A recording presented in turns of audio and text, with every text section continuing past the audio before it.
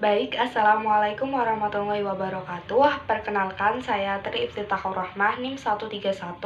Di sini saya akan memaparkan salah satu materi dari matkul filsafat, yakni aliran realisme dalam pendidikan.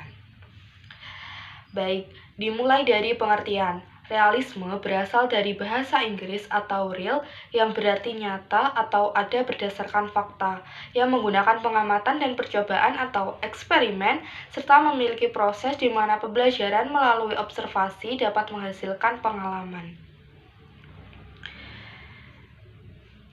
Aliran realisme berpendirian apa yang ditangkap oleh panca indera dan apa yang konsepnya ada merupakan fakta. Aliran realisme lahir di Eropa pada abad ke-16 sampai dengan 17, di mana masa peralihan perhatian dari pelajaran-pelajaran tentang manusia kepada realita, dimulai oleh pemikiran murid Plato yang bernama Aristoteles. Ciri-ciri kelompok yang mengikuti aliran realisme. Yang pertama, membedakan antara objek pikiran dan tindakan pikiran itu sendiri. Yang kedua, seorang realis tidak akan menjauhkan diri dari fakta yang ada. Dan yang ketiga, seorang realis menghormati sains dan menekankan hubungan yang erat antara sains dan filsafat. Tapi, banyak dari mereka yang bersifat kritis terhadap sains lama. Selanjutnya, bentuk-bentuk aliran realisme dalam filsafat pendidikan.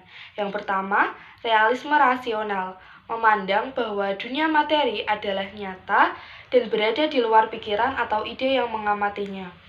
Yang kedua, realisme klasik, yaitu memandang bahwa manusia pada hakikatnya memiliki rasional.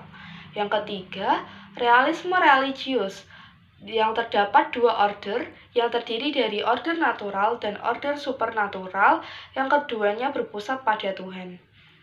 Dan yang keempat, realisme natural ilmiah mengatakan bahwa manusia itu organisme biologis dengan sistem syaraf yang kompleks.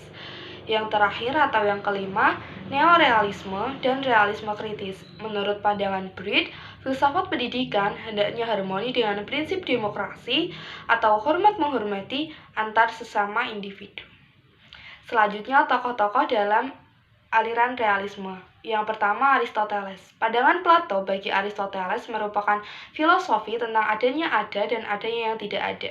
Aristoteles melengkapinya dengan pandangan bahwa manusia berpotensi mengembangkan ide pengembangan tersebut dipengaruhi oleh penglihatan, pengalaman, dan pengertian-pengertian, sehingga ide dan realitas segala yang ada menyatu dalam suatu terminologi filosofis.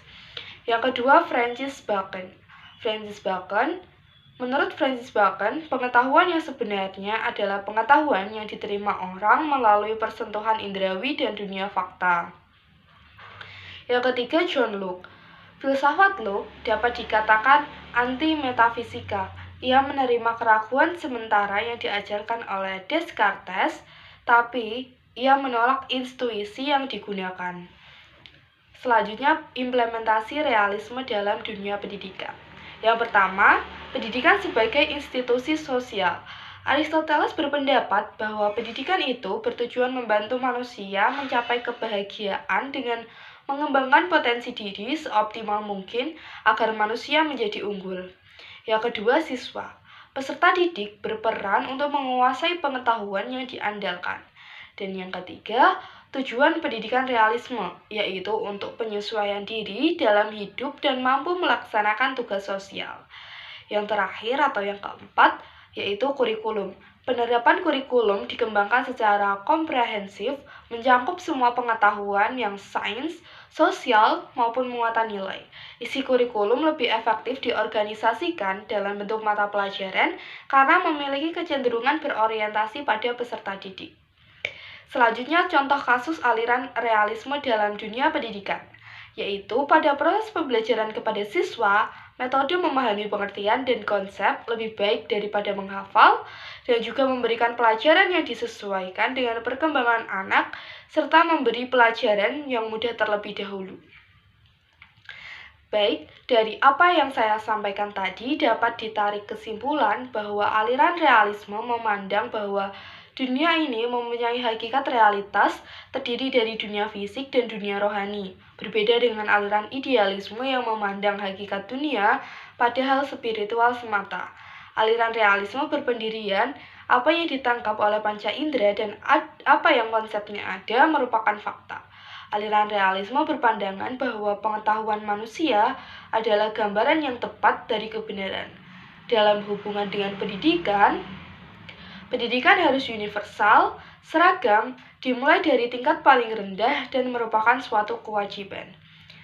Baik, saya rasa itu saja yang bisa saya sampaikan. Kurang lebihnya mohon maaf. Wassalamualaikum warahmatullahi wabarakatuh.